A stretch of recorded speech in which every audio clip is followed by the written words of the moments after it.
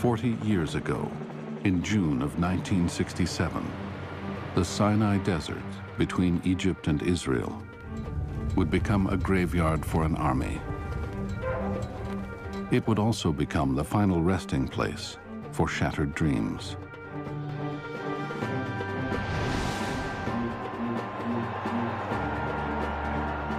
In Egypt, Gamal Abdel Nasser, the charismatic leader of the Arabs, envisioned a new Arab world, a great pan-Arab nation, strong, secular, socialist.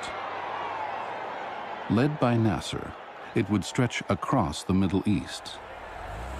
But to him, there was one major obstacle that stood in his way: Israel.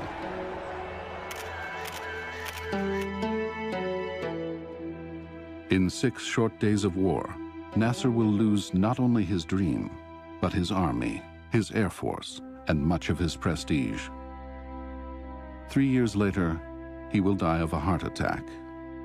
His friends will say he died of a broken heart.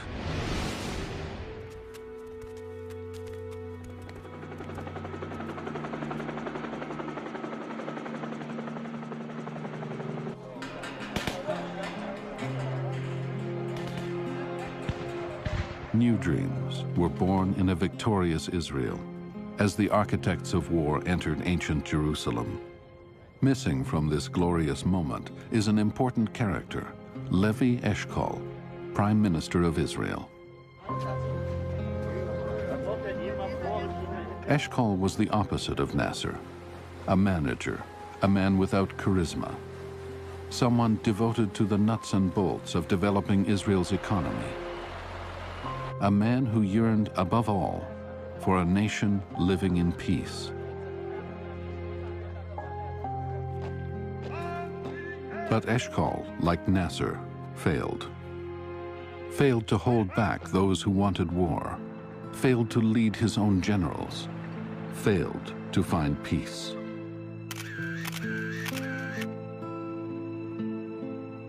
Eshkol will barely survive the war. When he dies 18 months later, his wife will say that he too died of a broken heart.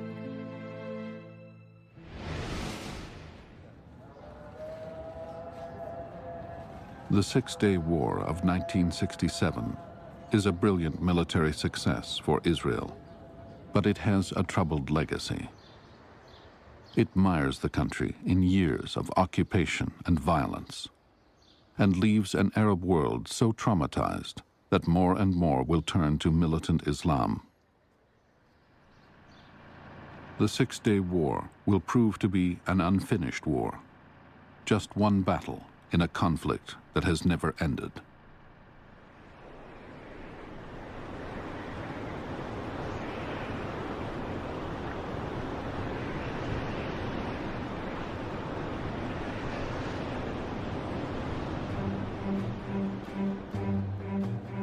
It is in Syria, Israel's neighbor to the north, where the countdown to the Six-Day War begins. Syria is at the center of a militant Arab nationalism, which is strongly anti-Israeli. The then head of the Syrian state, General Amin al-Hafiz, accusing Arab leaders of cowardice because they didn't want to attack Israel. And he said that given the command of all Arab forces in the countries surrounding Israel, he would be able to wipe out Israel in 6 hours. Syria harbors and trains Palestinian commandos who aim to destroy the Jewish state.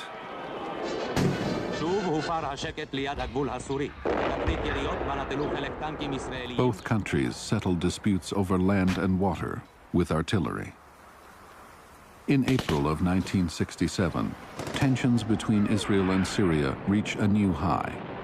Fighter jets clash in the skies over Damascus, and Israeli pilots down 6 of Syria's Soviet-made MiGs.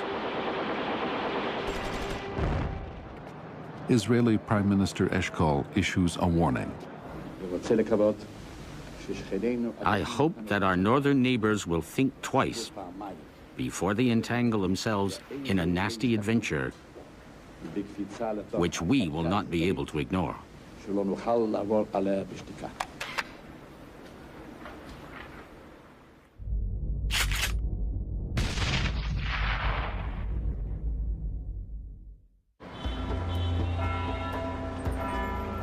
The Kremlin takes Eshkol's statement as a threat, and they take it seriously.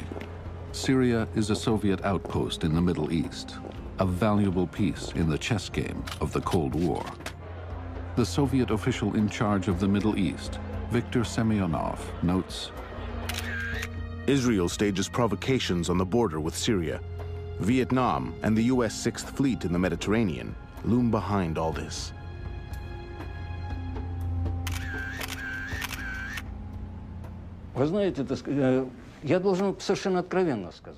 I should tell you honestly that we had detailed, factual information from the KGB and military intelligence about Israeli forces concentrating on the border with Syria.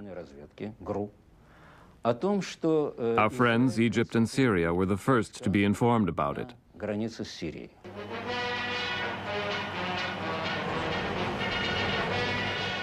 Egypt is also in the Soviet camp. In the spring of 1967, Anwar Sadat, the Speaker of Egypt's parliament, heads a delegation to the Soviet Union. Just before Sadat returns home, Semyonov delivers some startling news. In 1 week's time, he says, Israel is poised to attack Syria with 12 brigades. Semyonov's information will prove to be wrong, but it sets in motion a disaster.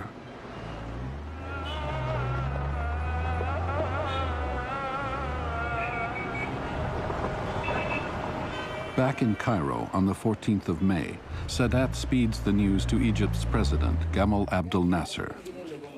He finds Nasser with Field Marshal Amer, the head of the armed forces. They are already poring over maps. The Soviet ambassador has given them the same warning about Israel. Egypt and Syria have a mutual defense pact. If Israel is threatening Syria, then Egypt must react. But 60,000 Egyptian soldiers are off fighting for a socialist revolution in Yemen. Without them, Nasser doubts the readiness of his army to fight an all-out war with Israel.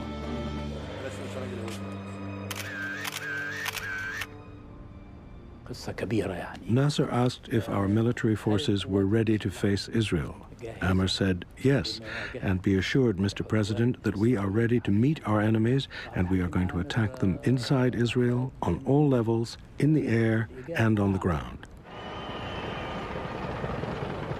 Nasser and Amer immediately order 4 Egyptian divisions to the Sinai border with Israel, and they call up reserves.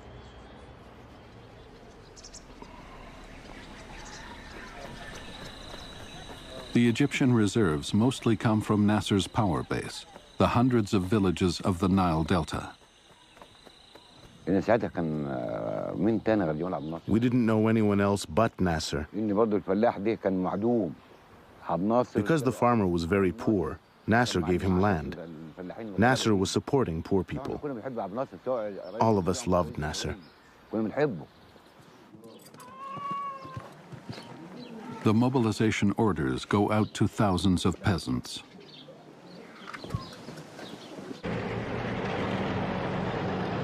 Four divisions cross into the Sinai in the first 48 hours.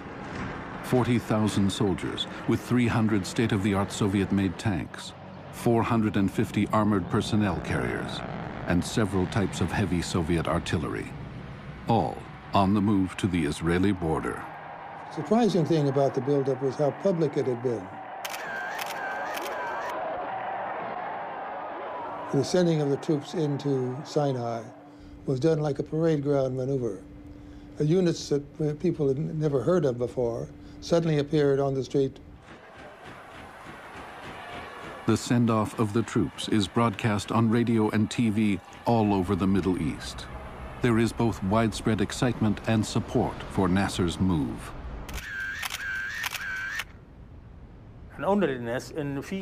We were telling people there was a military buildup on the Syrian front, that Israel intended to attack Syria. that we couldn't be spectators, that we had to be ready, if Syria was attacked, to enter the war and to attack Israel, to reduce the pressure on Syria. 12 hours into mobilizing his troops, Nasser finds out the Soviet intelligence warning about Israel's attack is wrong. At this moment, Nasser can back off from war. But he doesn't dare dampen the excitement he's created throughout the Arab world.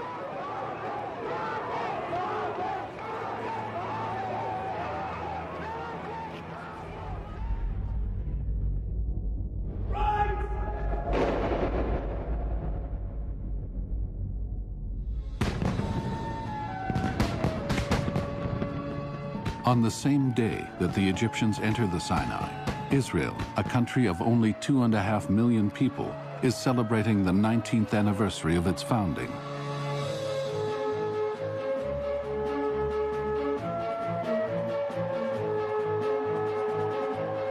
And although the public is unaware of it, Israeli intelligence has just learned of the massive Egyptian buildup in the Sinai.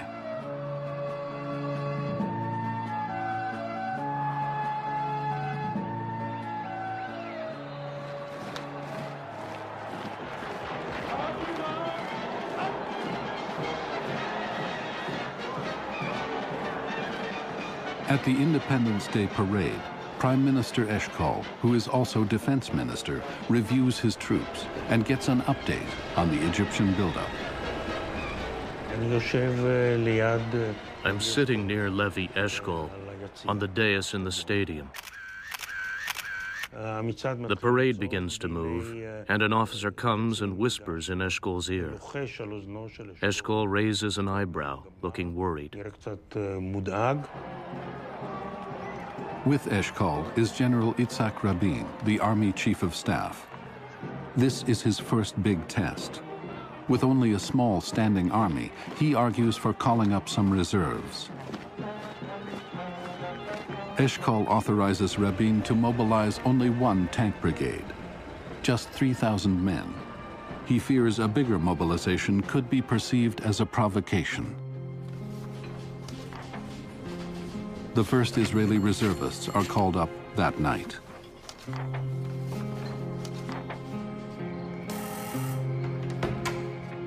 Among them is a 27-year-old office worker, Yehoshua Bar Dayan. He starts a diary.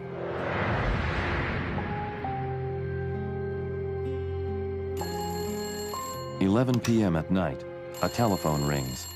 I have to leave in 10 minutes and help mobilize my unit. Gila is shaking. I am nervous too."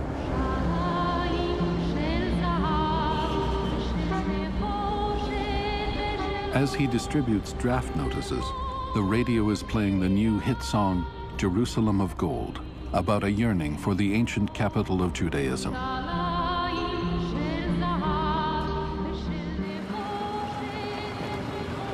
It takes all night to mobilize everybody. You climb stairways, knock on doors. There are frightened faces. Husbands enter the children's room to kiss the kids, trying to calm everyone, to reassure them. At 6 a.m., I'm back at home. I kiss Gila and Yariv goodbye. They wave to me from the balcony.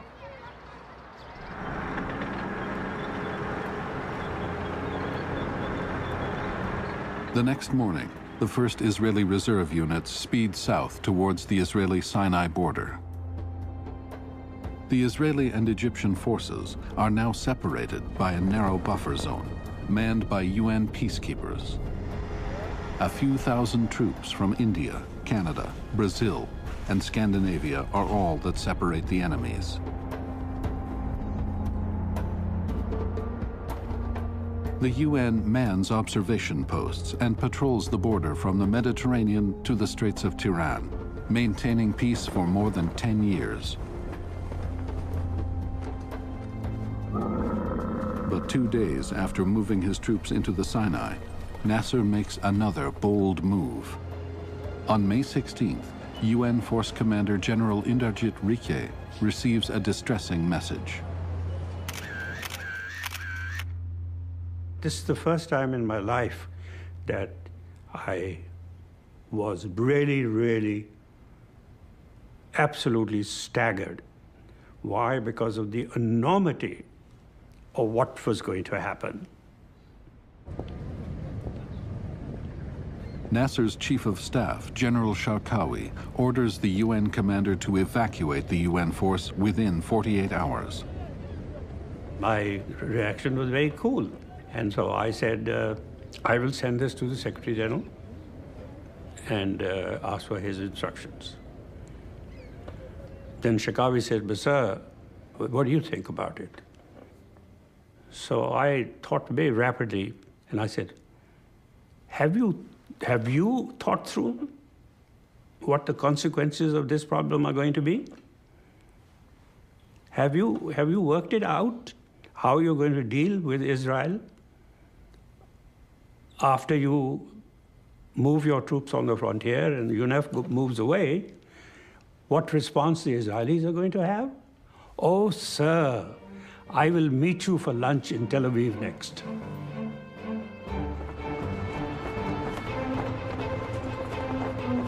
UN Secretary General U Thant receives Egypt's request. Without consulting the Security Council, he acquiesces to Nasser's demand for the removal of the UN force.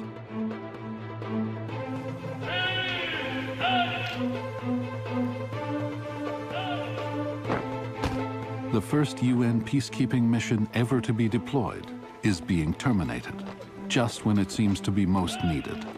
Without the UN, Egypt and Israel are left to their own devices.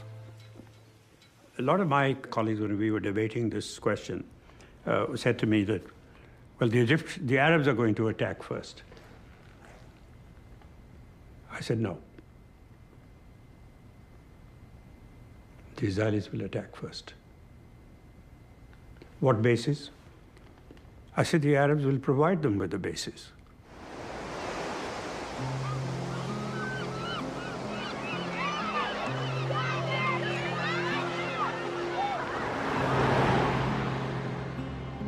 In the American embassy in Tel Aviv, John Haddon, the CIA station chief in Israel, reports to his superiors in Langley, Virginia. Nasser is raising the stakes.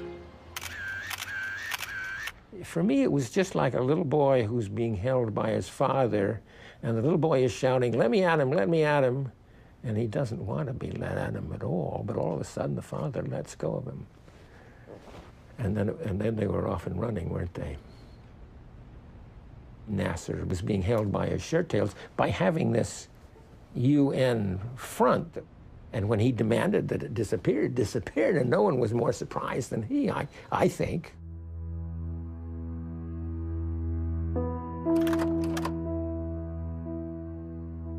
With the UN gone, Eshkol hopes the superpowers will keep the situation in check. In a world divided by the Cold War, the US is Israel's major supporter. President Lyndon Johnson advises Eshkol to refrain from taking any step that might increase tension. But while the US is holding Israel back, the Soviets appear to give Egypt a freer rein, which they will soon exploit. The departure of the UN forces puts Egypt in control of the Straits of Tiran, the strategically important narrows of the Gulf of Aqaba. It's a potential flashpoint. The job of keeping the straits open and so giving Israeli shipping access to this Gulf was taken on by the United Nations Emergency Force. Now, of course, that force is gone. So on the question of war or peace, the Israelis say here in the Gulf of Aqaba, the choice is President Nasser's. In Cairo, Nasser and Field Marshal Amer face a strategic decision. Closing the straits could ignite a war. But allowing Israeli shipping through the straits could be seen in the rest of the Arab world as a sign of Egyptian weakness. Amer argues that Egyptian soldiers simply could not stand idle and watch Israeli ships pass. He convinces Nasser that the army can face any Israeli retaliation. لا هو كان Ammar said we should take a firm stand. He told Nasser, "My forces are ready 100%. They are strong enough to defend us and to push the Israelis back to their borders." Nasser and Field Marshal Ammar have a complicated relationship. They rose to power together 15 years earlier when they led a military coup that overthrew the king. Nasser assumed the top political job, and Ammar was put in charge of military matters. And he is ready for war. صدقني تاني مرة بقول لو أن القيادة العسكرية أو أحد من القيادة العسكرية. No one from the military leadership objected. It was the opposite. They all believed they were strong. General Martaghi, commander of the ground forces, said, "We are the strongest power in the Middle East." The commander of the Air Force said, "We have the strongest Air Force in the Middle East."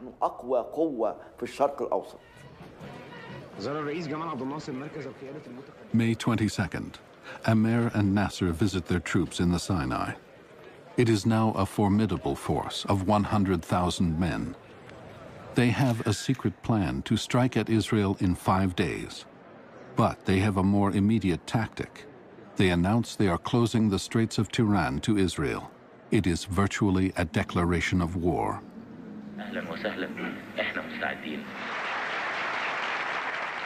Nasser says, if the Jews want war, we say welcome. We are ready. A few days ago you said that if Israel attacks, she will be completely destroyed. And some Arab leaders actually say that their aim is the elimination of Israel without any qualification. Now what does this mean, actually? If somebody attacks you, what would be your reaction? Somebody attacks us, we will react. React in war means destruction. And if they don't attack, will you let them alone? Yes, we leave them alone. We have no intention to attack Israel.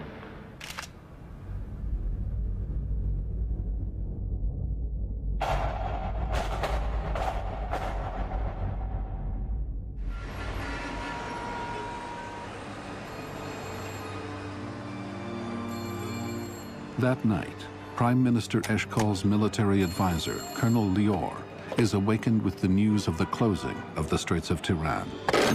He rushes to the Ministry of Defense and is asked to report to its underground bunker, the Army War Room. I thought war was going to break out the same day. We cannot give the Egyptian army more time to organize. I woke up Eshkol on the direct line. Sir, the Egyptians closed the straits.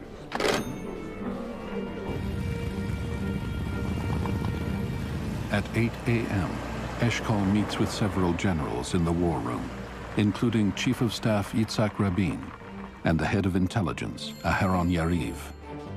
If Israel does not respond to the closing of the straits, it will lose its power of deterrence. Israel's credibility, determination, and capacity to exercise its right to self-defense are being tested. Israel must respond. Eshkol listens to the generals carefully, but he tells them that President Johnson has advised Israel not to shoot first. As always, Eshkol is cautious. He decides to sound out international opinion, and he postpones the decision to go to war for 48 hours.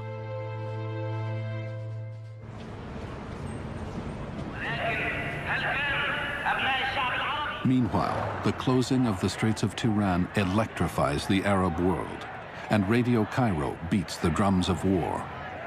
The masses were very excited, sure that their army could win.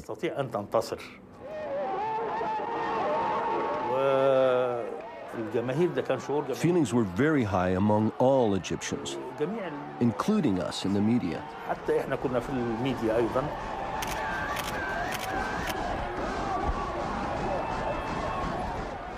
واضح ان عبد الناصر كان هو القوة الروحية. It was obvious that Gamal Abdel Nasser had a very advanced Arab vision. From the Persian Gulf to the Atlantic Ocean, Nasser was the man we were all waiting for. للشخصية التاريخية المنتظرة هو عبد الناصر. أبناء الشعب العربي هم السبب فيما حدث في حرب فلسطين. فبالتالي It is true some people say that Nasser was all talk. But actually the Arab world was ready to follow him. The Arab world was ready to sacrifice for a successful project.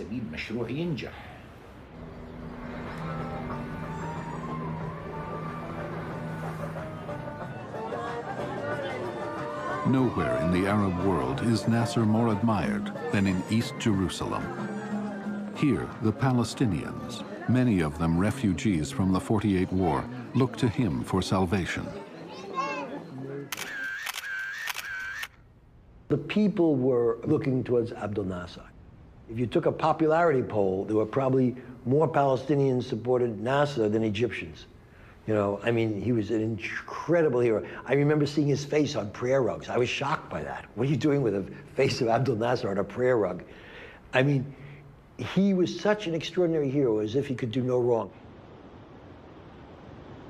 Nasser's preparation for war makes it possible for hundreds of thousands of Palestinian refugees displaced 20 years earlier to dream of returning to their villages and farms that are now part of Israel.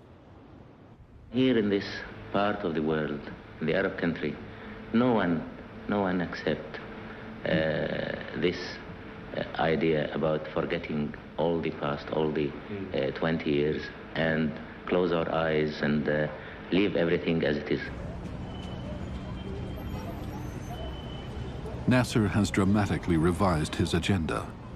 The looming conflict is no longer about deterring Israel from attacking Syria or controlling the Straits of Tiran. Now he talks about turning the clock back 20 years to before the State of Israel was created. Radio Cairo delivers this message to Israelis in their own language. ناصر ناصر أنحن أحريخة نشميد إتخم نصرف إتخم نشحك إتخم عدك. And because there is no Israeli television in 1967, Israelis watch Egyptian television in Arabic. You turn on the TV and you watch Egyptian television, and you see the celebration in the streets. You see Nasser sitting down in the airbase in Sinai with the MiG-21 pilots in their G-suits ready for combat, smiling from ear to ear. You see the massive amount of tanks entering Sinai. We had the feeling that we were being suffocated, that they were going to destroy us all. The Arab press is contributing to the frenzy with its anti-Semitic caricatures of Jews. Israel is shown crushed, pierced, and destroyed in the coming war.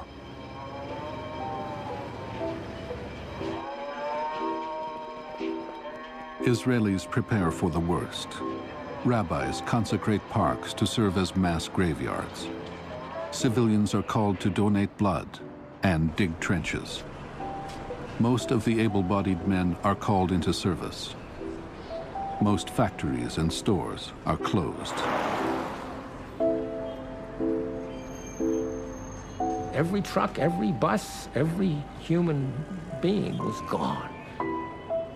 The economy was at an absolute dead standstill, waiting, you see.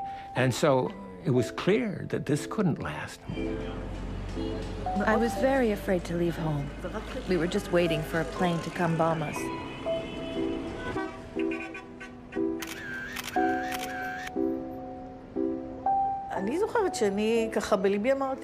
I remember that in my heart I had decided that if we were conquered, I would turn on the gas and we would die together. I would not want my children to be hurt by them, and I would not want to fall into their hands either. The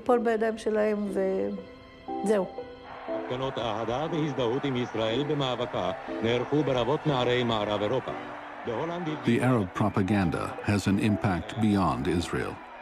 For Jews everywhere, it ignites a deep-seated fear that another Holocaust is in the making.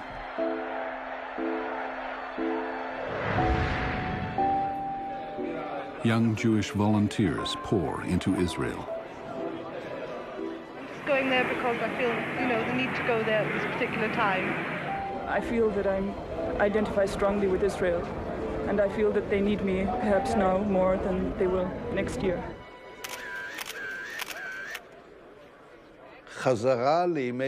We return to the days of the War of Independence, when the threat was really a threat of annihilation. And the public thought, here we are, not even 20 years later, and we are again facing a threat to our existence. So naturally, the Jews panicked.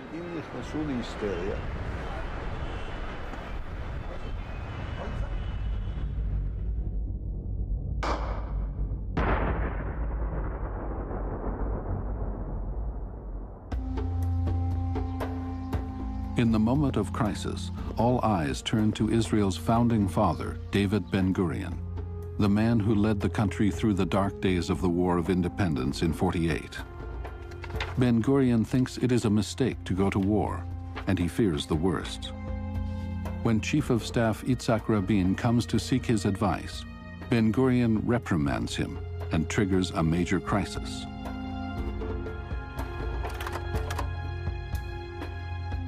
In his memoir, Rabin writes, "The old man received me warmly, but instead of fortifying my spirits, he gave me a dressing down. He said, 'I doubt very much that Nasser wants to go to war, but now we are in a serious situation, totally isolated.' When I left him, I was despondent. It would be days before his words stopped ringing in my ears. He said, 'You have led the state into a grave situation.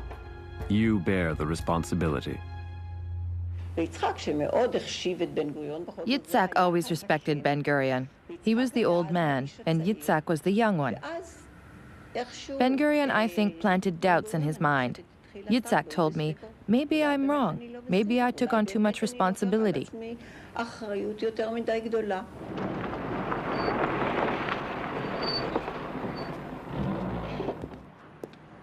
As commander of Israel's military, Rabin is under intense pressure. His mental anguish becomes obvious as he continues to prepare for war. I was with him. Suddenly, he didn't make any sense when he talked. He claimed that he heard lots of noise. Maybe it was a bombardment, he said. We didn't hear anything, no noise. Then we realized that he had collapsed and was having a breakdown. On the 23rd of May, he came home at 6 p.m. He wandered around in the corridors of the house smoking. He was smoking like a chimney throughout those days.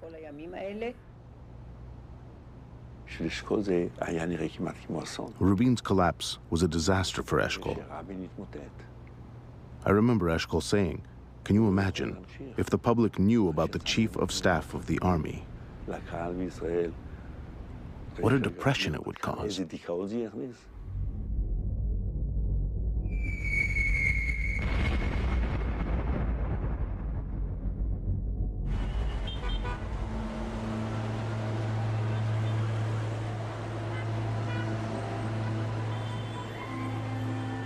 That same day, May 23rd, the UN Secretary General U Thant comes to Cairo to try to prevent war. A day of meetings with U Thant and UN General Riquet fail to resolve the crisis.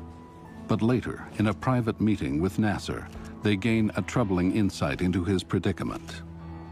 He was under tremendous political pressure. The military are insisting that he go to war.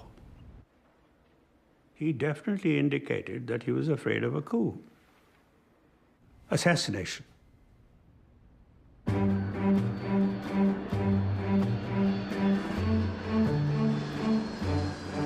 Under pressure from his military to attack, Nasser turns to his superpower ally. He sends his defense minister to Moscow to seek Soviet support for an Egyptian first strike. When the defense minister finished speaking, Kosygin told him right away, I will report this request to the Politburo, but I must tell you, we cannot give our accord for a preemptive strike against Israel and for starting hostilities.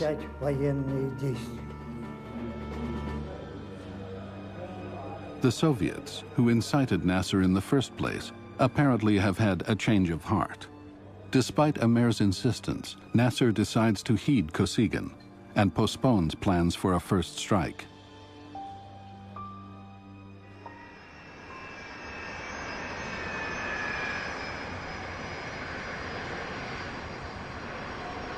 At the same time that the Egyptians are in Moscow, Israel's foreign minister goes to Washington. Abba Eban wants the Americans to force Egypt to open the Straits of Tiran. Every nation in the world has a right of free and innocent passage in the Gulf of Aqaba to the Israeli port of Eilat. If you ask me what I think they will do, I would say that is really what I've come to find out about. In the White House, President Johnson gathers his advisors to discuss what he should say to Eban. Johnson doesn't want an Israeli first strike. I still remember his Texas vocabulary. Come sundown, I'm the one who will have to bell this cat, meaning Abba Eban when he came to the White House to find out what the position of the United States would be. President Johnson asked us to bring the foreign minister to the family quarters of the White House, and to speak rather crudely about it, the intent was to work him over, to persuade him is perhaps a more polite term, to avoid a preemptive attack.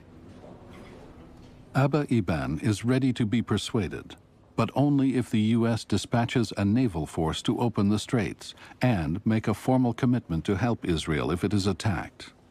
But Johnson is not ready to go that far.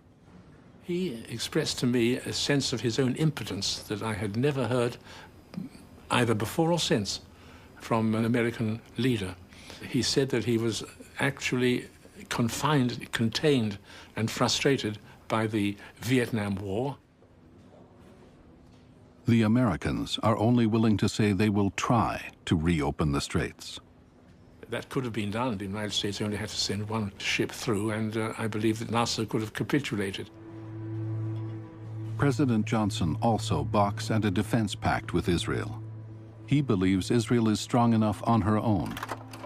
At the time, we had 3 independent appraisals of the results of the Egyptian-Israeli war. All 3 showed that, beyond a shadow of a doubt, Israel would win. I think we estimated that if Israel preempted, they'd win in 7 to 10 days. If, on the other hand, they responded to an Egyptian attack, I believe we estimated they'd win in 14 days. But Johnson went on, my generals are always right about other people's wars. And he then said in a kind of Delphic oratory, Israel will not be alone unless it decides to be alone. I would talk to my colleagues before I to the public. Sir, are you optimistic? I'm realistic.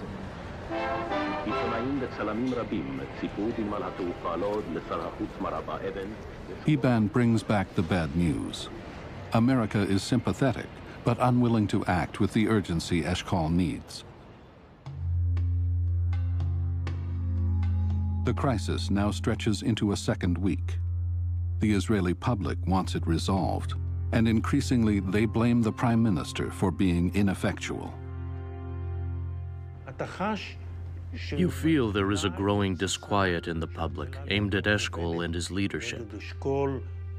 His insistence on postponing a decision for one more day, and a demand begins to be formed.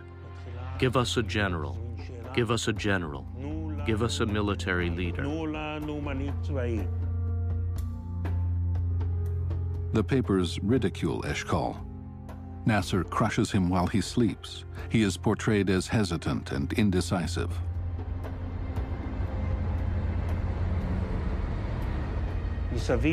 Women were staging noisy demonstrations around the party offices, and we could hear this chanting, "Give us Diane, give us Diane." The public wants Eshkol to step down as defense minister and to appoint General Moshe Dayan to the post. Dayan is extremely popular. He's a military maverick, and he's a hero. In 1956, during the Suez Crisis, he defeated the Egyptian army.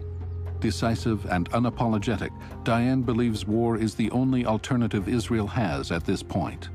But still, Eshkol resists.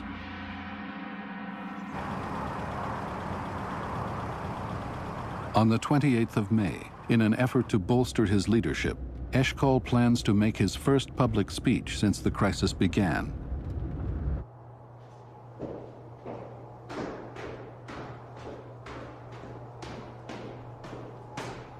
Eshkol wants to reassure a tense nation, to tell them that he has a plan, that the government will fight if Israel is attacked, but that he will work together with the U.S. to avoid war.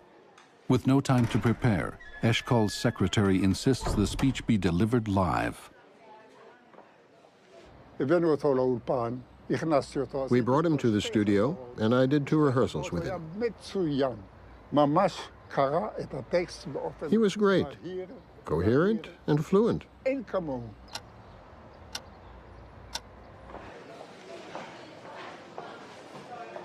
And then it is time for the live broadcast.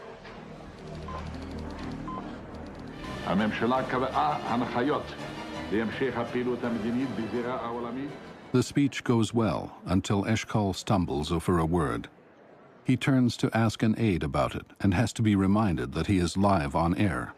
He resumes, but now he is confused. He stutters. He seems hesitant and hard to understand. All of a sudden, the person who's supposed to lead the Israeli military appears and stutters. And from this stammering, you can't even begin to imagine. In the entire history of the human race, a mere stumble has never been turned into such a national scandal.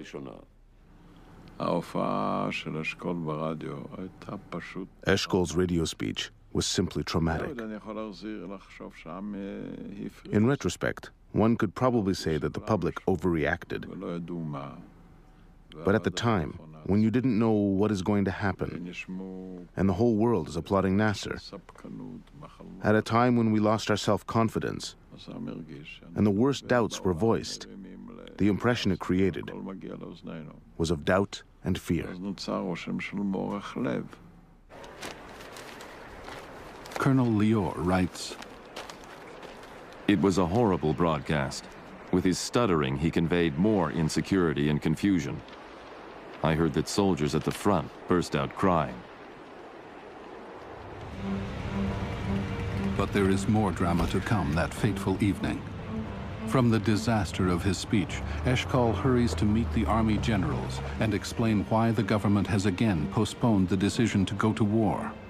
Lior calls it the Night of the Generals. There wasn't a general's rebellion. There was a meeting. He stuttered indeed, and we heard it on our car radios on the way to the meeting. We knew Eshkol. It wasn't a big deal. But there was a lot of harsh talk.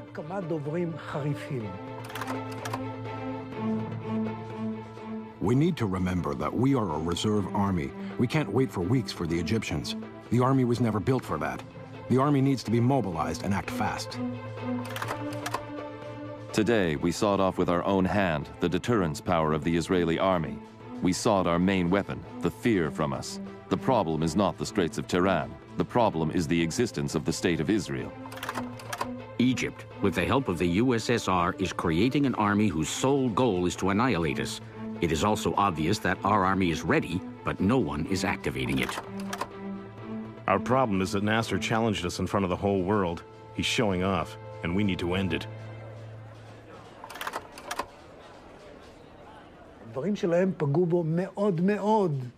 Their words hurt Eshkol a lot. As for the rest of us, we talked about practical matters. We told him The risk you're taking by postponing the decision to go to war is that the war will take place here on our soil. It gives the Egyptians more time to organize better, to plan better. It gives all the advantage to them.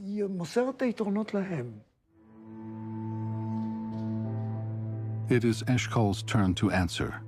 He speaks to the generals with great emotion.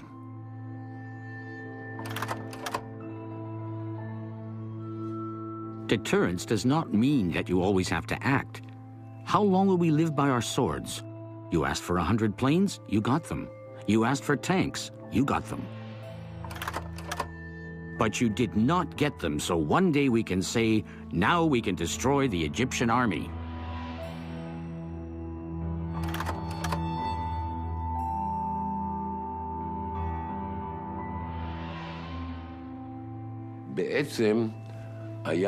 It was a quiet putsch by the general staff. How did he dare? The huge and holy army says that there is no choice but to go to war, and this stuttering Eshkol wants to tell the army what is good and needs to be done? And if a war is necessary or not? He did not stand a chance.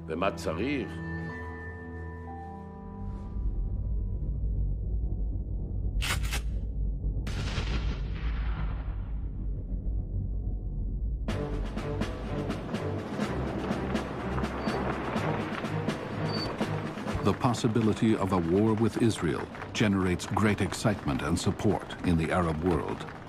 A victory will undo the humiliation of Israel's very existence. Kuwait pledges its army to the United Command, along with Algeria, Tunisia, and Morocco. Even a bitter opponent of Nasser, King Faisal of Saudi Arabia, joins the cause. Will Saudi Arabia go to war against Israel? We are ready to go to the furthest extremity, war. Could I ask His Majesty what sequence of events he would like to see now in the Middle East? The first thing is the extermination of Israel.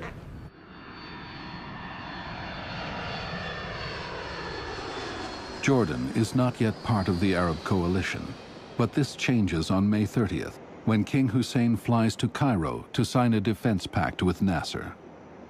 Although the two men have not spoken in years, Hussein feels he has no choice but to join Nasser's war plan.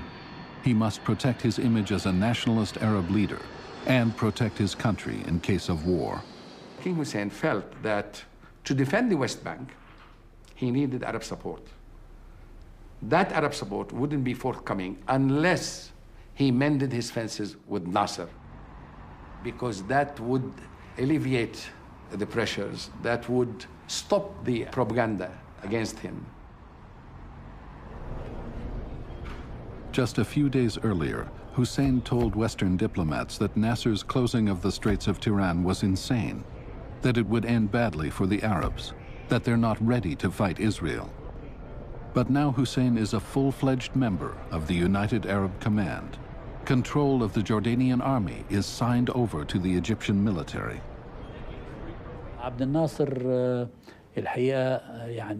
This level of enthusiasm King Hussein showed surprised Nasser, and he never forgot this for the rest of his life. This alliance means that Israel will need to protect its border with Jordan. Although Jordan is not a major military power, its Arab Legion fights well. More importantly, Jordan's alliances with Iraq and Saudi Arabia can bring more men and tanks into the war against Israel. In just 2 weeks, Nasser has ejected the UN forces from the Sinai, blocked the Straits of Tiran, and given new life to the dream of eliminating Israel. The entire Arab world is behind him.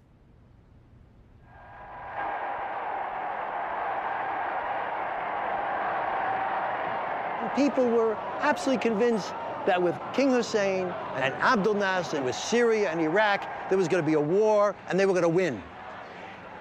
I mean, without really doing anything, but they were going to win somehow. It was going to happen. And there was this hysteria almost in the air, a hysteria of excitement and expectation.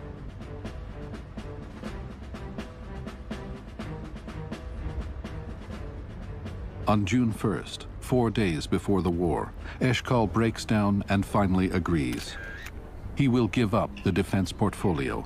Moshe Dayan becomes the new Minister of Defense. Dayan had incredible personal charisma. He was able to hypnotize the public.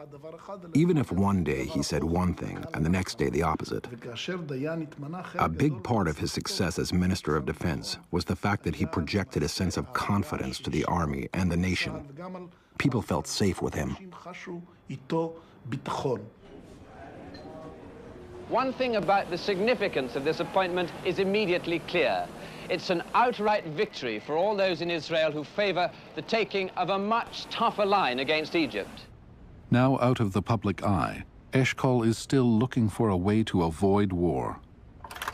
He sends Meir Amit of the Israeli Intelligence Agency to see the head of the CIA in Washington. Eshkol tries once again to see if the U.S. Navy will in fact force open the Straits of Tiran.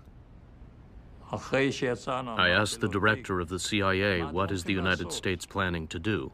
Well, he told me we are not going to do anything. None of the naval powers wants to get involved in this thing, except Denmark, which is debating it. With diplomatic options exhausted, the focus is now on the new Minister of Defense. Moshe Dayan has become the public face of Israel, and journalists ask about Israel's chances in a war against the Arab forces. Well, they have plenty of tanks and troops and everything, too much, too many, and we have much less than they have. Much depends, of course, where is the battle. The next day, June 4th, Eshkol convenes a critical cabinet meeting. But Dayan takes charge. We cannot lose the initiative. The situation gets militarily more complex. It does not matter who will shoot the first shot. We have to act, and act as quickly as possible. The cabinet votes. 12 ministers are for a preemptive strike. Only 2 are against. Dayan writes the official text of the decision. It reads, "It is therefore decided to launch a military strike aimed at liberating Israel from encirclement and to prevent an impending assault by the United Arab Command."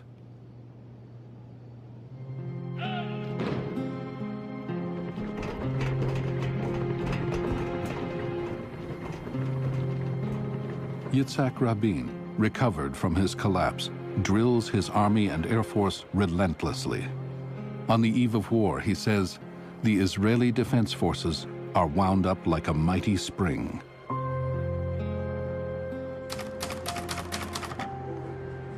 On the last night of peace, Eshkol writes to the 2 superpowers. In a note to Soviet Premier Kosygin, he pleads for Russia not to intervene on the side of the Arabs. In his other note, he calls President Johnson the greatest friend of Israel and asks him to keep the Soviets in check.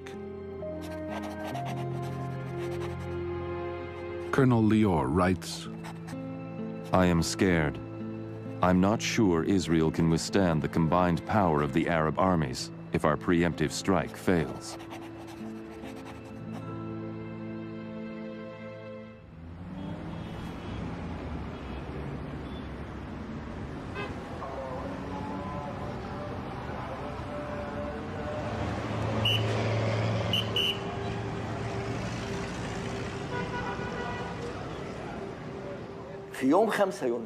That morning on June 5th, I was at home having breakfast.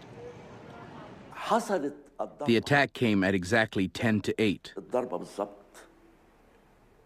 I heard it from my house.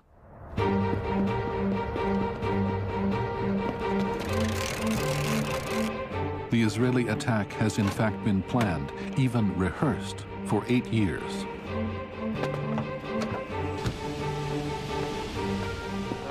Before I fly, I leave all my feelings behind.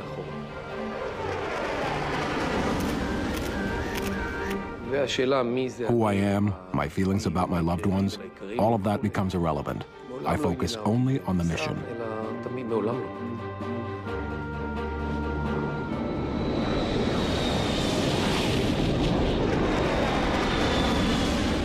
Almost the entire Israeli Air Force takes off.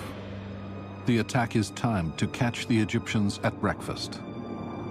It's an all-out assault, aimed at hitting every airbase in Egypt simultaneously. The planes fly low, avoiding Egyptian radar. At each airfield, there is an overall plan. First, disable the runways to prevent escape. Then, take out individual planes.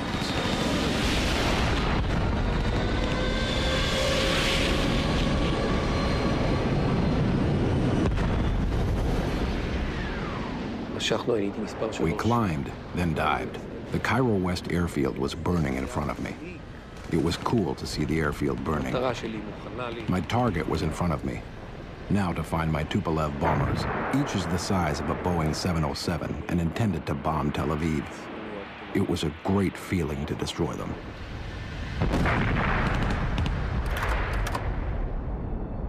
The Israelis achieve total surprise. Egypt's Field Marshal Amer is touring the Sinai to prepare for the coming war, unaware that it has already started. It was a strange feeling to see the Israeli planes over us. My first impression of the war was when I saw the Israeli planes above me, while I was in the Field Army Command headquarters.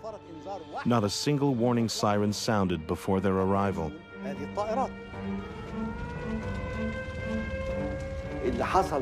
I can't say I wasn't expecting what happened, but I didn't imagine it was going to be that bad. Not that bad. In just 3 hours, the Egyptian Air Force is destroyed. 280 modern jet fighters and bombers lost. It takes only 2 more hours to destroy the Syrian Air Force, and minutes to annihilate the Jordanians. Within the first hours of the war, Israel has destroyed the air power of its enemy and is now able to mount its ground offensive without fear of an Arab air attack.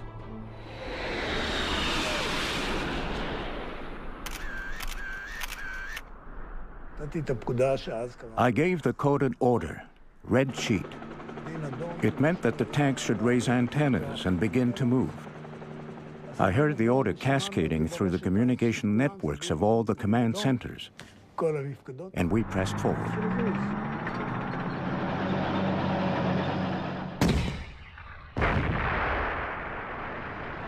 Israel drives an armored wedge into Egyptian defenses along the 3 roads leading into the Sinai Desert and begins to engage the main body of the Egyptian army.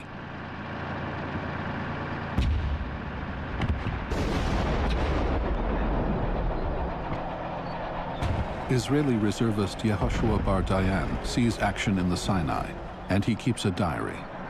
Now that it's actually happening, there is no fear, only excitement.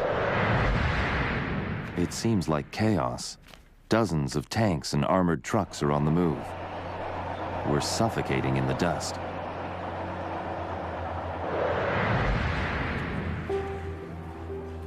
The Egyptian High Command is in a state of shock. Israel's air attack has been a catastrophe. Without air cover, Egyptian troops at the front begin to panic. Our officers didn't even have time to order us to dig in. Everything happened so fast. Suddenly, we saw our soldiers withdrawing. Nobody told us what was happening. So we withdrew too.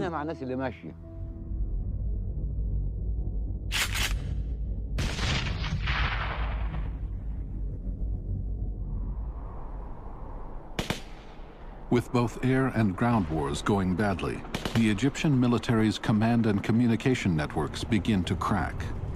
Commanders at headquarters don't know what's happening in the field.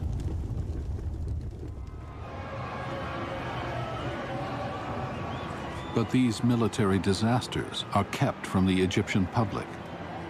Jubilant crowds gather to listen as Radio Cairo announces victories.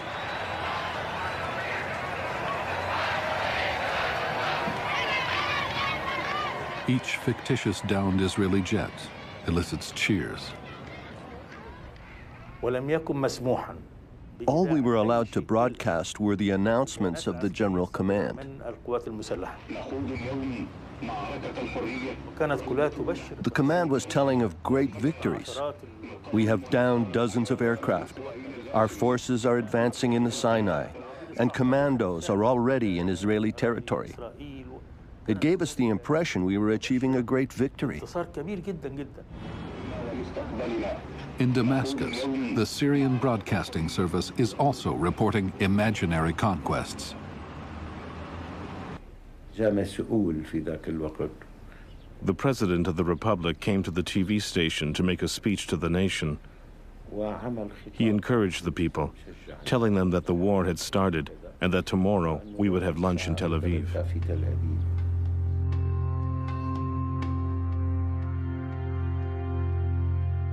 Israel follows its own plan of disinformation. The public has not been told of the total victory of the Israeli air attack. Israelis learn about the war when air raid sirens signal them to go into shelters. Moshe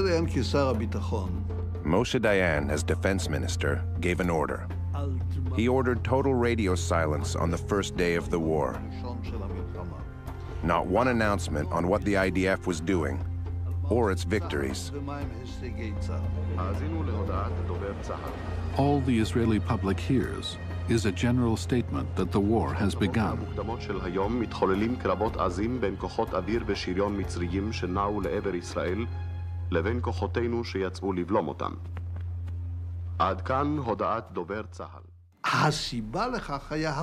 The reason for that was the fear of an immediate international intervention that would attempt to impose a ceasefire. The Soviets soon learn about the war and the destruction of the Egyptian Air Force. At the Kremlin, the Politburo goes into emergency session. The Politburo was trying to determine its position. Shall we get involved militarily or in some other way? The Israeli army was advancing inside Egypt. The whole situation was getting out of control. We had to decide what to do. The Politburo opts for a bold stance. It rushes reinforcements to the Egyptian army and orders 41 MiG jet fighters to fly to a staging ground in Armenia.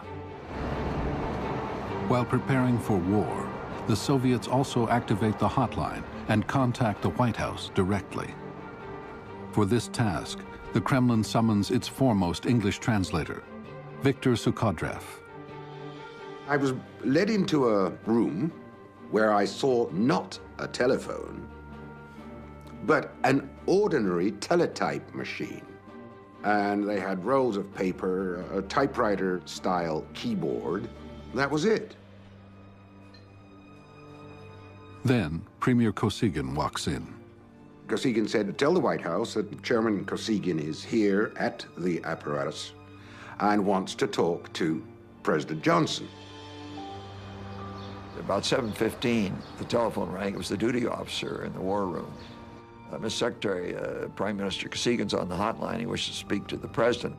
So the president came on the line. He said, in effect, God damn it, Bob, what are you calling me for at this time in the morning? I said, Mr. President, Prime Minister Kosygin on the hotline. How do you wish to respond? Kosygin started dictating. The Israelis were advancing into Egyptian territory, and it was therefore up to Israel's ally and supporter, the United States, to stop the aggression. President Johnson doesn't want the Soviets to take unilateral military action, nor does he want to become entangled in Israel's war. Johnson writes back immediately. He promises Kosygin to work together with the Soviets in the United Nations and do everything possible to stop the war before it escalates.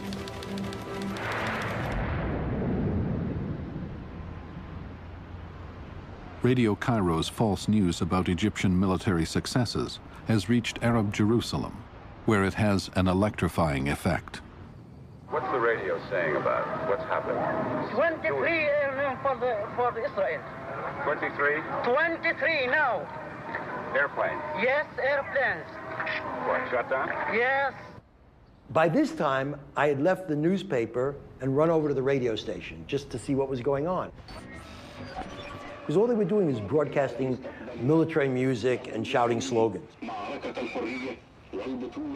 And I remember saying to them, they're going to hit this place. And the head of the station saying, because he had some military experience, the head of the station. We were probably the only two people who had military experience. He had served in the Jordan Army. I had served in the American Army. Nobody else. That was the other amazing thing for me. Everybody's clamoring for war, all the young men, and none of them knew how to fire a rifle. And I was cautioned, don't talk that way. You're suggesting that the united might of the Arabs are not going to overwhelm Israel. They're going to come in here. How can you even think that way? The truth is that on the first day, our morale was very high because all the information we got was that the Arabs were victorious.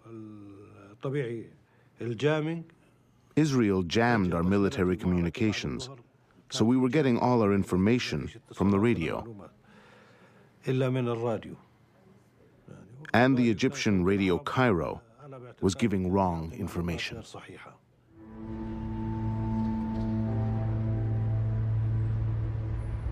In Amman, Jordan's King Hussein receives a message from Israel. We appeal to King Hussein and to other neighbors to stay their hand, and Israel would do likewise. But King Hussein can do little. He has signed a mutual defense treaty with his Arab neighbors, and his army is now under the control of an Egyptian, General Riyad. We were fighting the war on the basis that it was an Arab joint effort. This is why the Egyptian general's views prevailed. The Arab war plan calls for the Egyptian and Jordanian armies to cut Israel in half. But neither King Hussein nor General Riyad have any real information about the progress of the war. Just public lies from Radio Cairo and private lies from the very top. Nasser calls the king and tells him that his planes are attacking Israel. He urges Hussein to seize as much territory as possible before a UN ceasefire.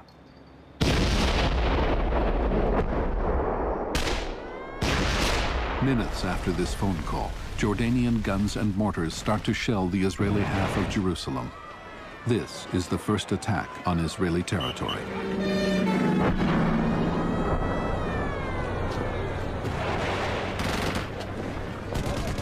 They started bringing in hundreds of wounded by ambulance and also by helicopter. There's a helicopter landing field over there. Only 3 hours into the war with Egypt, the war has now expanded to include Jerusalem. The future of the Holy City, sacred to Muslims, Christians, and Jews, will be decided by force of arms in a battle that will resonate for generations.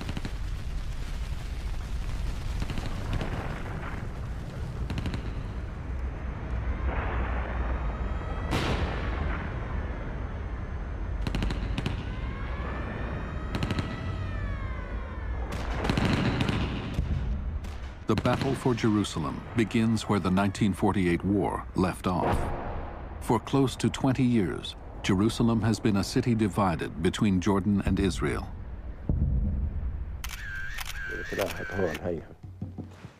In his home, Jordanian soldier Badi Awad keeps a prize painting. It depicts how his unit defeated the Israelis in 1948 and captured the Jewish quarter. 19 years later, in 1967, he's back. This time to fight for the demilitarized UN compound. I got a direct order to occupy the UN headquarters south of Jerusalem. I was to secure it from an Israeli incursion.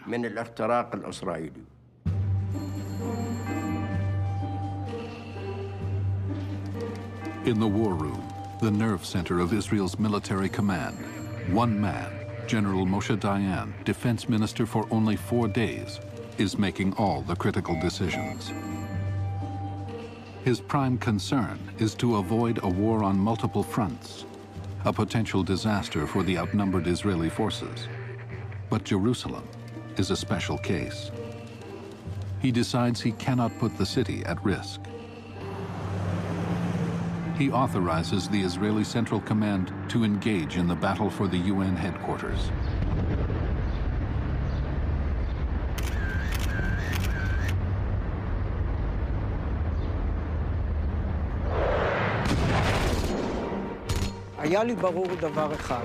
One thing was clear to me. If I could quickly counterattack, I would be successful.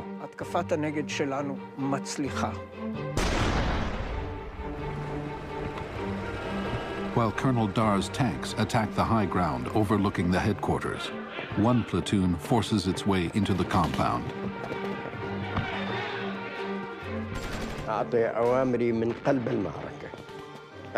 I was giving my orders from the heart of the battle. I was facing the enemy with my soldiers. We were positioned with 2 battalions forward and 1 to the rear in the compound.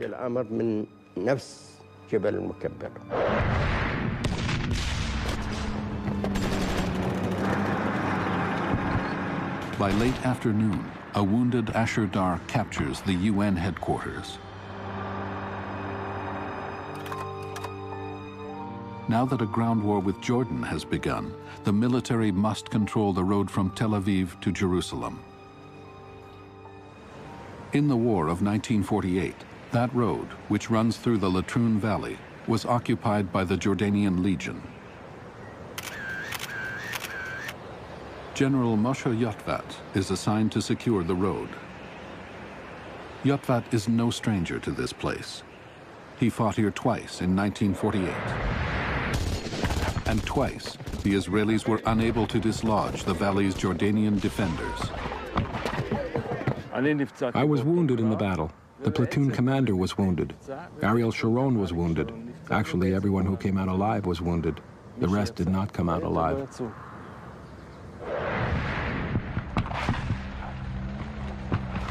Now, Moshe Yotvat has another chance. He starts shelling the Jordanians. But the Jordanian Legion has withdrawn into the West Bank. Yotvat pursues them.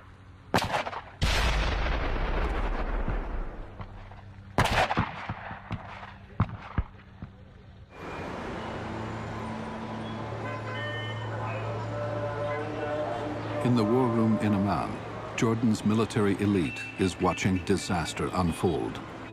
They want to defend and hold Jerusalem as they have done in the past. But their troops are now under the command of an Egyptian general, and he is following orders from Cairo to send Jordan's army away from Jerusalem. They were shouting and screaming at each other, and they nearly fought because the Jordanians felt this was a battle of destiny for them. It meant the future of the West Bank, and in particular, Jerusalem.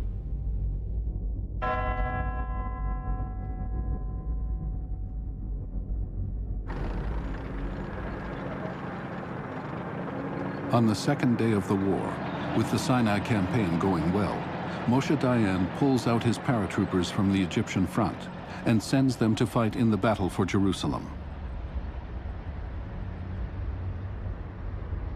Israelis are haunted by the loss of the Jewish quarter in the Old City just 19 years earlier in the 48 war. The quarter was destroyed, its synagogues defiled, and access to the Wailing Wall lost. Jews were exiled from a city where they had lived since the reign of King David 3,000 years before. To many Israelis, this was a national disaster.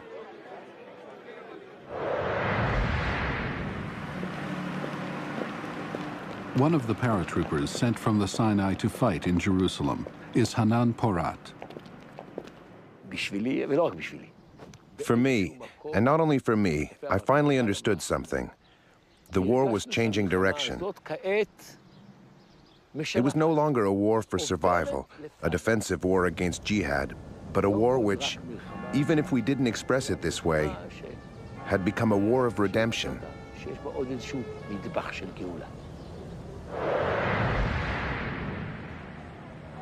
I remember how we went up to Jerusalem in these dusty buses. The bus is roaring with the song Jerusalem of Gold. The guys are singing about how the water holes have dried up, how nobody comes anymore to visit the town square. I mean, who thought about those things back then? The song, Jerusalem of Gold, was written just before the war. It's an unlikely anthem for the soldiers, most of them secular Jews who have always regarded Tel Aviv as their center. But the war is changing Israel. The largely secular nation is getting a heady dose of religion, and the battle for Jerusalem is starting to feel like another holy war.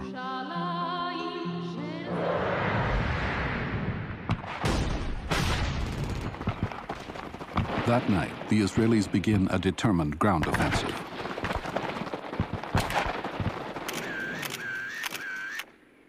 The soldiers are paratroopers, like Private Yaki Hetz, fighting for the ridge overlooking the old city. I felt there was no earth underneath me, like I'm walking through water. I shoot just to get my confidence back.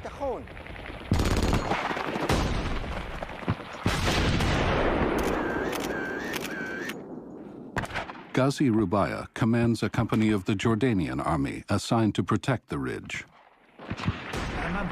I had two options. Either my soldiers get killed, or I find a way out of here. What shall I do? The Jews are coming from all sides. The spirit of my soldiers is at its lowest.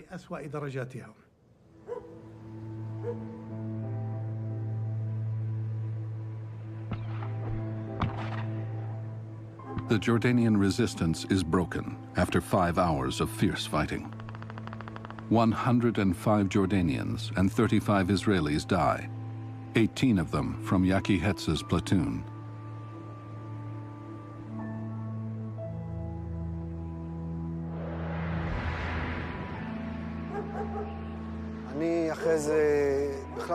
I was in shock.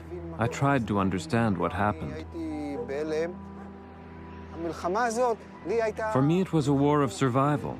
I never took part in any of the celebrations. Even a year later, I couldn't listen to the music that celebrated the victory. I refused to listen to Jerusalem of Gold. I had to turn the radio off. I was in despair. This war was a terrible blow.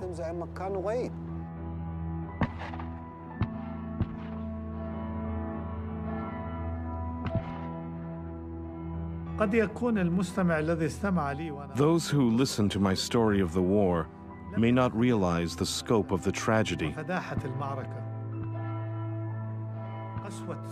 the fierceness of the battle, the fear, the hunger, the pain, the responsibility.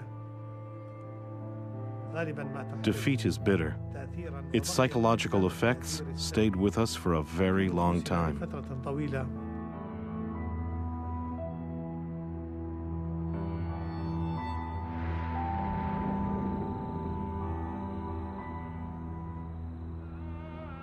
With the defeat of the Jordanians who were defending the approaches to the city, the Israelis prepare to move in. Abdullah Schleifer is there to witness the beginning of the fall of the old city.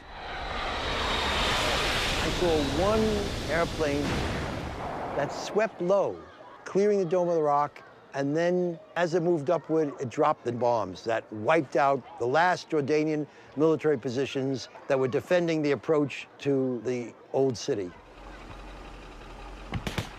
By morning, most of the Jordanian defenders in Old Jerusalem are gone. On the third day, about 600 or 700 people came to us in the Aqsa Mosque, asking us to withdraw. I don't blame them. They saw tanks in the streets, and they were under the influence of Israel's psychological warfare.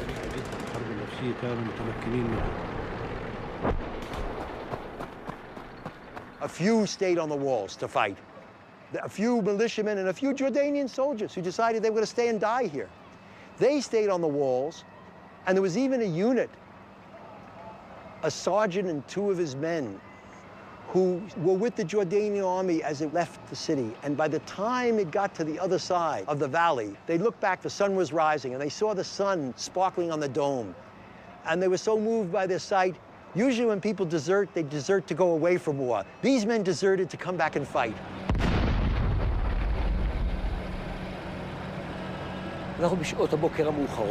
We arrived here late in the morning. We came down from Augusta Victoria through the Kidron Valley and climbed towards the Lion's Gate.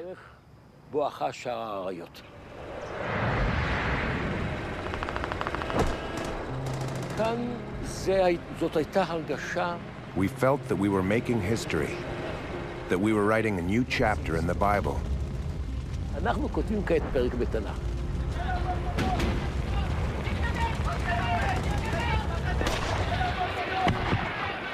Suddenly I heard tremendous shouts, and I realized that the Israelis had entered the city. You know, tremendous shouts of victory and exultation and firing.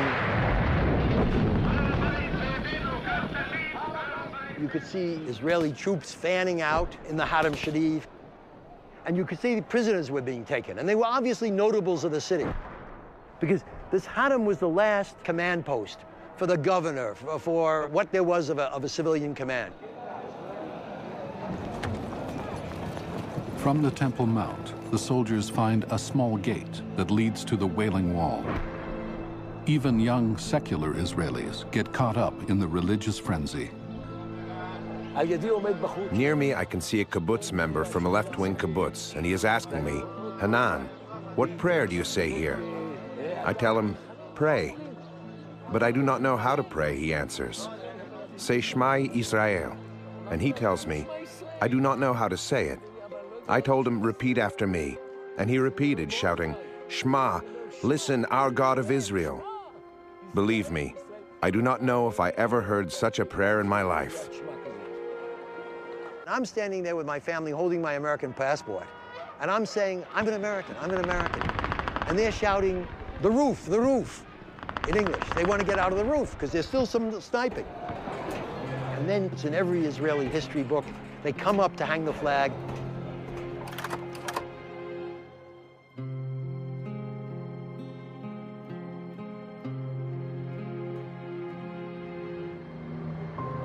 Israeli soldiers capture the euphoric moment on home movie cameras.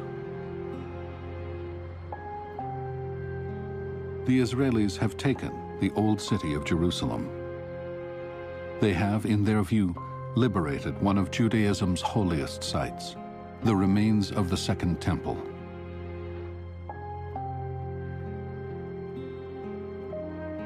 But at the same time, they have occupied one of the Muslim world's holiest places, the Haram al-Sharif, or Noble Sanctuary.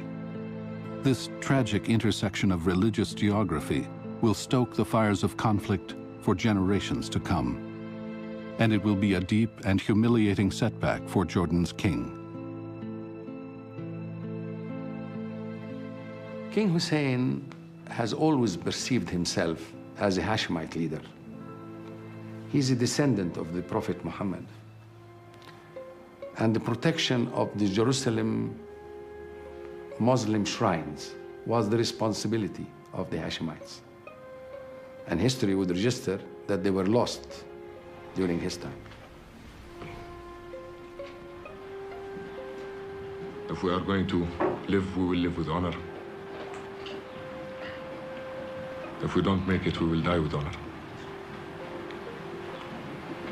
For our nation, for our rights, and for all times.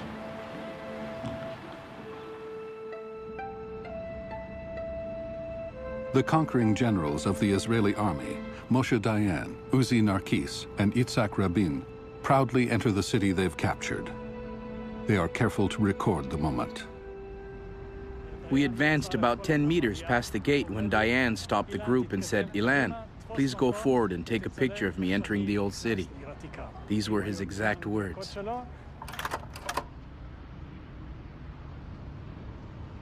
It is to be a purely military triumph. Israeli Prime Minister Levi Eshkol is absent. He has been told it's too dangerous for him to come. There's only room for Israel's heroes of the moment, the military.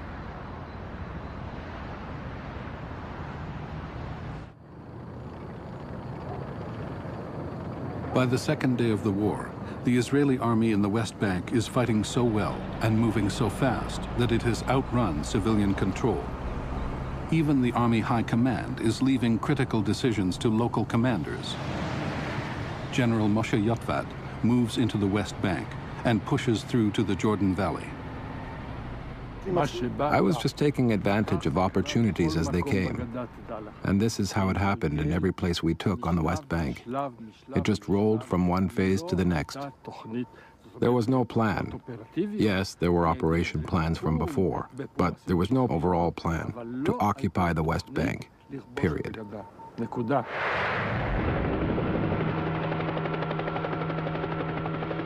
In the Sinai, the Israelis are also doing better than they expected. General Ariel Sharon surprises the Egyptians when he crosses sand dunes previously considered impassable.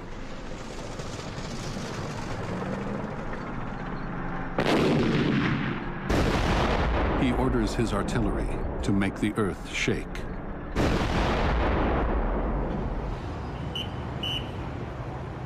For the Arab armies, the war has been one defeat after another. If their leaders are to survive this calamity, they must shift the blame somewhere else. Egyptian President Gamal Nasser gets on the phone with Jordan's King Hussein. Together, they come up with an explanation for their defeats. They accuse the US and Britain of fighting on Israel's side.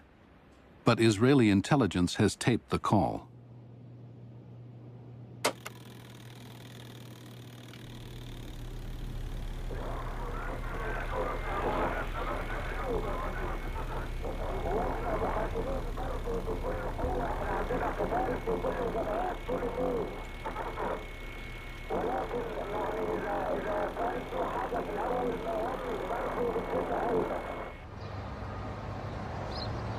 When U.S. diplomat Richard Parker hears the accusation over the radio, he calls Nasser's deputy. I called up and said, what the hell is this? There aren't any American aircraft within 300 miles of Egypt. He said, for your information, they could not possibly have done what they did without help, and that help had to come from you or the British. And we think it was you. The accusation about U.S. and British involvement ricochets around the Arab world and feeds a growing resentment against the West. From the outset, President Johnson has tried to stop the fighting. He also wants a post-war policy that would bring a more lasting peace. But first, he has to get the UN Security Council on board. A normal United Nations Security Council resolution in a situation like this after a war or an attack would be ceasefire and withdrawal of forces to their pre-war boundaries. The Soviets want a ceasefire and a withdrawal. But Johnson accepts Israel's argument that they should not withdraw and that the captured territories be exchanged for peace. In the corridors of the UN, intense negotiations take place. The Soviet Union is so alarmed at the speed of Arab losses that it's ready to accept a quick agreement and avoid the complete destruction of the Arab armies. The Soviets, therefore, agree to a ceasefire with no withdrawal, even though Israel is now in possession of large swaths of Arab land. To Johnson's dismay, Egypt and Syria refuse to accept the proposal. But this principle of exchanging land for peace becomes the American policy in the Arab-Israeli conflict. Nobody sat down and said the position of the United States for the next 40 years will be no Israeli withdrawal until there's peace. We're still, 40 years later, dealing with the consequences of that decision.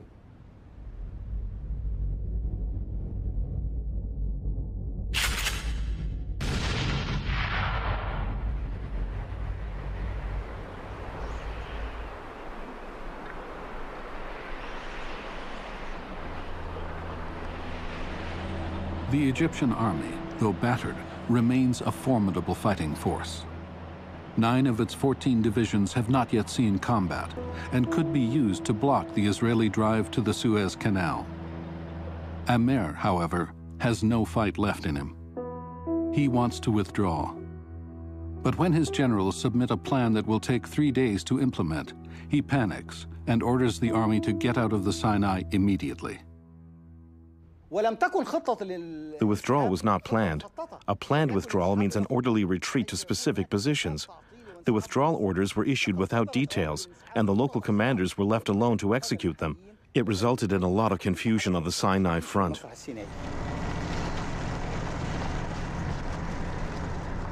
The Egyptian army took a month to move into the Sinai, and now they are trying to escape in a day. Amer's withdrawal order is intercepted by the Israelis, and they set a trap. There are 100,000 Egyptian soldiers and hundreds of tanks to be captured or destroyed. Instead of the original plan of attack, we decided to encircle the Egyptian army. We knew they had a withdrawal order, and so they would have to find a way to break out of this encirclement. Rather than attack them, we were waiting for them to come to us.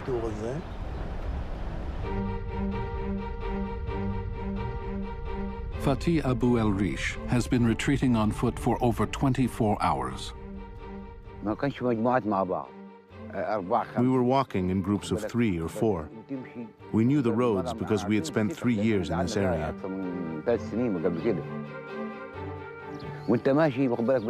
As we walked, we looked in broken down cars for food or water.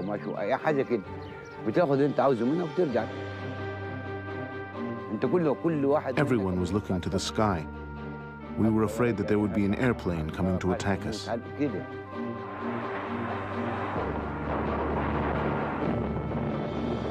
No one was thinking about anyone else, only about himself.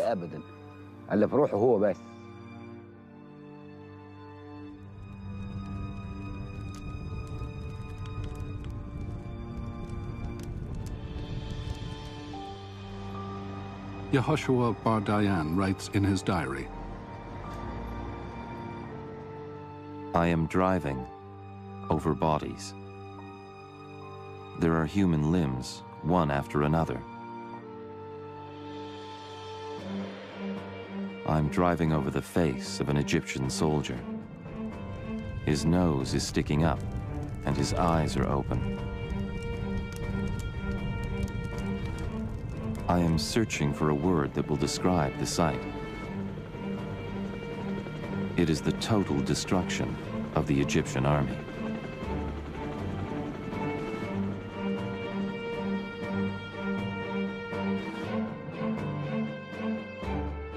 Tens of thousands of Egyptians are taken prisoner.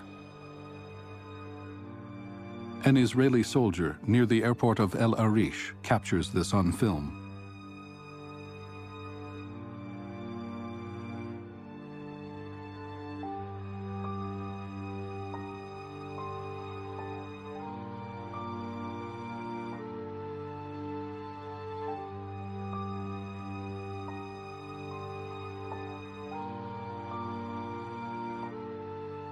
As the numbers become overwhelming, the Israelis decide to keep only officers and specialists and let the others go. There was chaos until we got to the banks of the Suez. The Israelis told us, go back home. They captured a huge amount of soldiers and were detaining about 20,000 people, but then they let them go.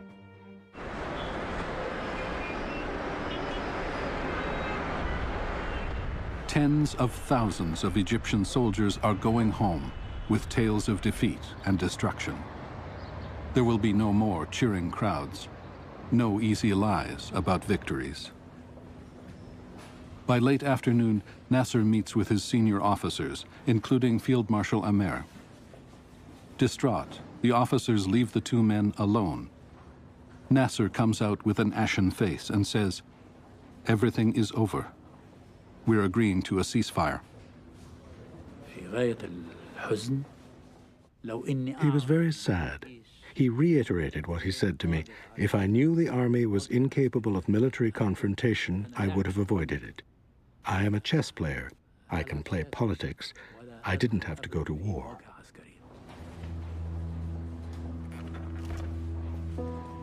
With his army destroyed, Nasser decides to face his nation. He justifies his road to war and admits that the Egyptian army has suffered a terrible defeat. But he avoids responsibility and blames the US and Britain for helping Israel. He then stuns his countrymen and the Arab world by resigning as president. أيها الإخوة، لقد تعودنا معا في أوقات النصر وفي أوقات المحنة، في الساعات الحلوة وفي الساعات المرة، أن نجلس معا وأن نتحدث بقلوب مفتوحة، أن نتصارح بالحقائق. أذكر مصور تلفزيون. I remember the cameraman was crying. الكاميرا اهتزت. The chief cameraman had to take over for him in order to continue the broadcast. Nasser has barely finished his speech when thousands and eventually hundreds of thousands of Egyptians, many organized by his political party, fill the streets, crying, shouting, begging their leader to stay.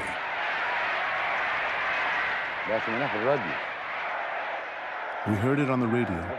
We wanted to go to Cairo and to tell him, no, don't resign. He had to stay. It's like your son has done something wrong and is trying to avoid responsibility. You have to deal with the matter and correct your mistake.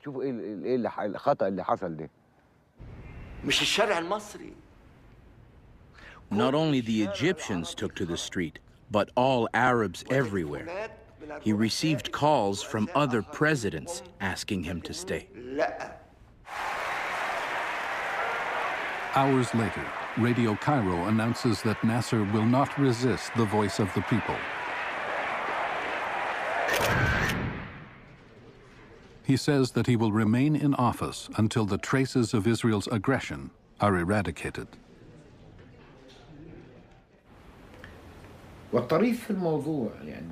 In all the countries in the world that went through similar experiences, the governments fell.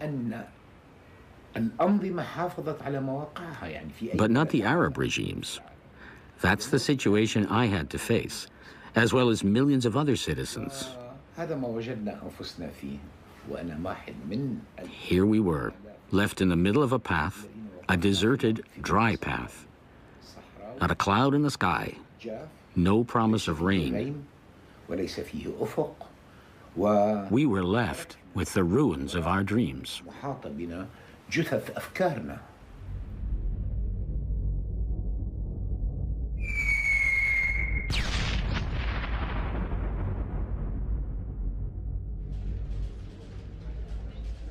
In the first 4 days of war, Israel defeats Egypt and Jordan.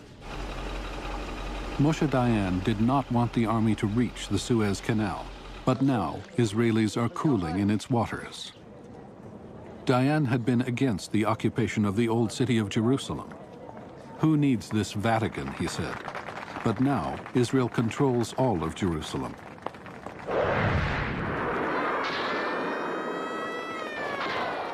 Dayan was reluctant to respond to Syrian shelling in the north because of the possibility of involving Syria's powerful ally, the Soviet Union.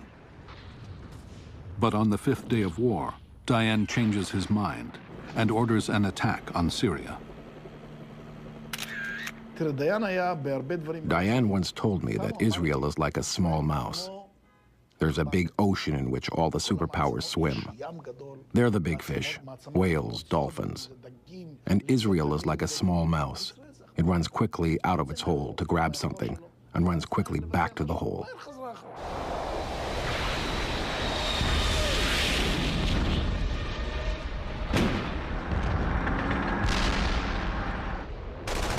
Israel attacks all along the Syrian border. Dayan's goal is to control the strategic Golan Heights and silence Syrian guns once and for all. His action brings the world to the brink of global war.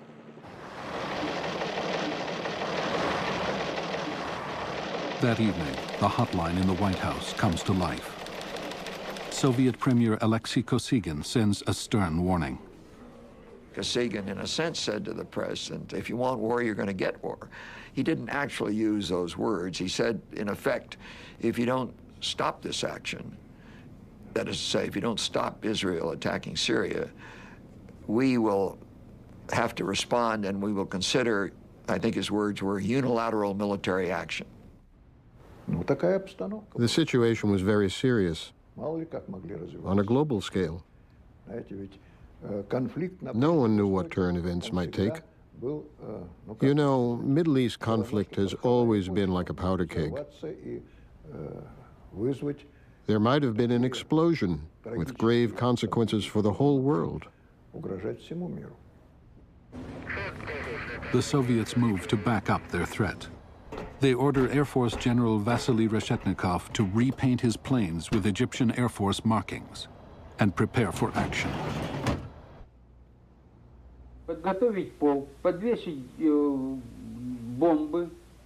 I was told to get my air squadrons ready, to equip the airplanes with bombs,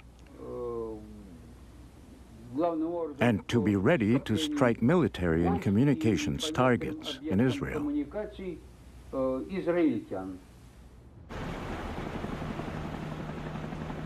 Less than 10 miles from the Israeli shores, the Soviet fleet is assembling a force to storm the Israeli port of Haifa. Captain Yuri Kripunkov is asked to find volunteers to go ashore for battle. I lined up my boys on the deck and said, "Lads, it seems like we're going to take part in a very serious action. Those who are not ready to risk their lives should step ahead."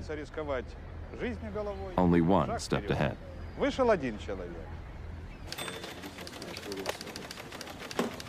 As the news of Soviet military preparations streams into the Situation Room in Washington, the U.S. makes military preparations of its own. It is the most dangerous moment of the Cold War since the Cuban Missile Crisis. We feared we would have to introduce U.S. military force to support Israel defending itself against a combination of Syria and the Soviet Union. The Sixth Fleet was then steaming on a training exercise in the Mediterranean toward Gibraltar. We turned it around and sent it back toward Israel, not to support an Israel attack on Syria, but to be prepared to defend Israel against a potential Soviet attack. Very, very dangerous.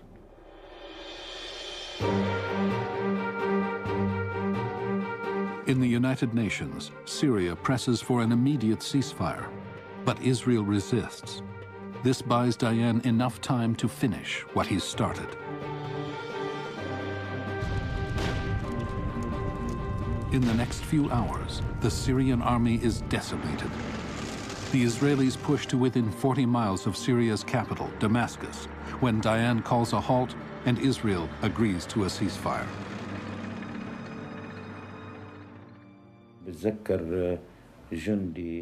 I remember taking in my car a soldier who was walking back home from the front.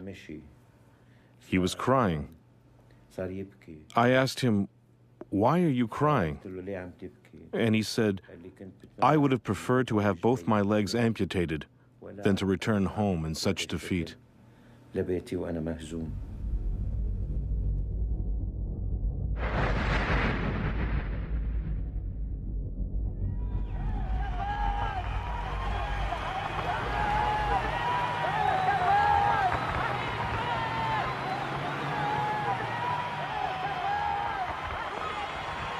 After only 6 days, the war is over.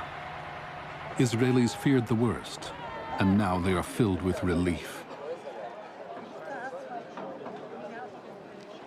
The political geography of the region has dramatically changed. Israel now controls 3.5 times as much land as it had 6 days ago. Prime Minister Eshkol, who didn't want the war, governs 1.5 million Palestinians in the West Bank and Gaza. But it is Jerusalem that is both the biggest prize and the thorniest issue.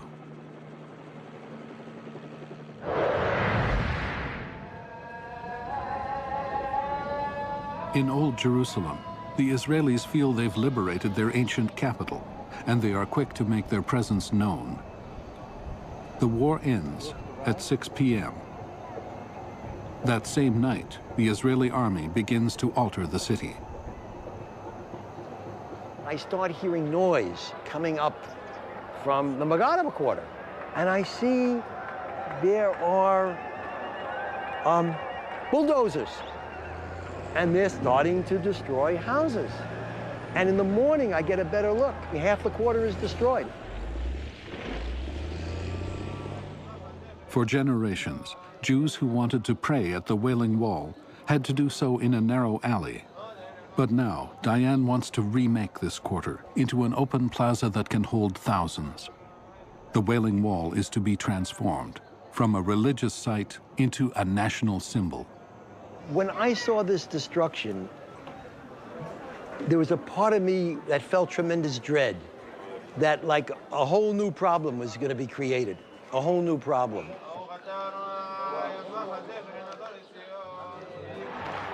But for the moment, Israelis are triumphant. Thousands go to Jerusalem to celebrate and give thanks. They feel they have been saved from destruction. Yet many want more than a short-term victory. What would you like to see happen now? Would you like to see all the land that's been gained kept by Israel? No, I would like to see peace. Oh, I think there may be a chance for peace now with the Arabs, yes, of course.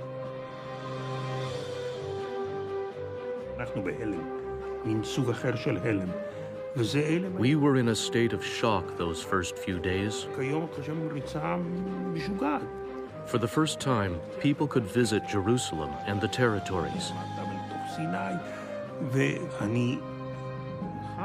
It was as if all politicians, from the right and left, and all the people, had taken a large dose of LSD, and we were flying. While the Israelis are celebrating, the Palestinians are devastated. The rest of Palestine has fallen into Israeli hands. I decided to cross the River Jordan. I had relatives in Nablus, in Jerusalem, in Ramallah. The people were not only shocked, it was more than shock. People were, as I told you, influenced, enticed by the propaganda war to feel that victory was at hand. To be defeated in such a humiliating way was something beyond anybody's imagination. Almost immediately, the Israeli government begins to plan for peace. Israel offers to give back Sinai and the Golan in exchange for full peace with Egypt and Syria. It is willing to negotiate over the West Bank, but insists on keeping all of Jerusalem as Israel's capital. Diane and Eshkol stated that they were willing to give a lot back for peace, and Diane said his famous line, that he's waiting for a telephone call from the Arabs. And the Arabs, instead of calling Diane, went to Khartoum. 1 month after the war, Arab leaders gathered for a meeting in Khartoum, Sudan, to deal with the aftermath of the war. In spite of his horrendous defeat, Nasser is still the undisputed leader of the Arab world.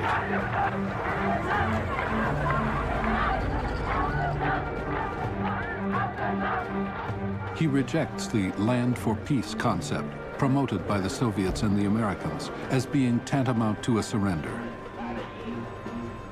Instead, the conference decides on the 3 no's: no recognition of Israel, no peace, and no negotiations. And all Arab states are to prepare for military action.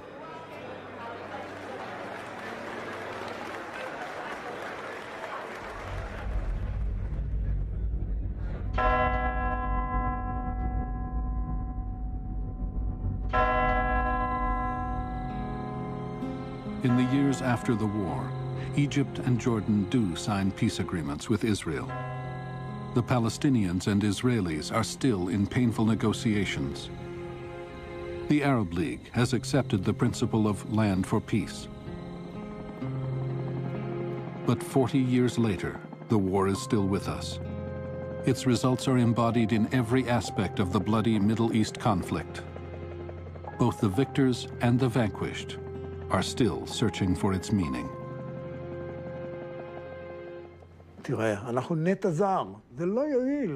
We are a foreign implant, and around us are hundreds of millions of others, and nothing will change that.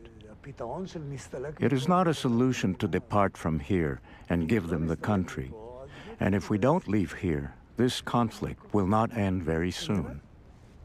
Israeli horizon, you see, is only to the next battle. Because if they lose one battle, they're gone. We tried to understand why. We were deceived. They lied to us. The only objective of the Arabic regimes was to stay in power, nothing else. Our institutions were incapable of dealing with this catastrophe. Our governments showed only a short-term view, a lack of organization, corruption. What fell is the political government class in the Arab world. We thought we were strong, politically, militarily, economically, culturally, and even creatively. Suddenly, with the war of 1967, we found ourselves at the edge of a pit, the edge of a vacuum. Our institutions were incapable of dealing with this tragedy.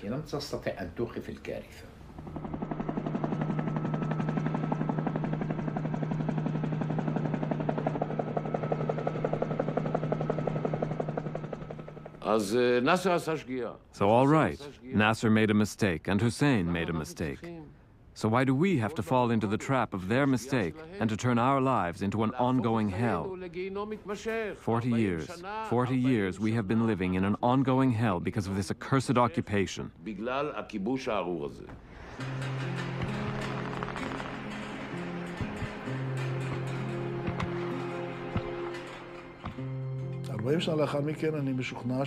"40 years later, I'm convinced that the war was the right step. I'm very proud of the Six-Day War. I applaud its result. It changed the face of the Middle East, and I think the peace we achieved with Egypt and Jordan are the direct result of the Six-Day War."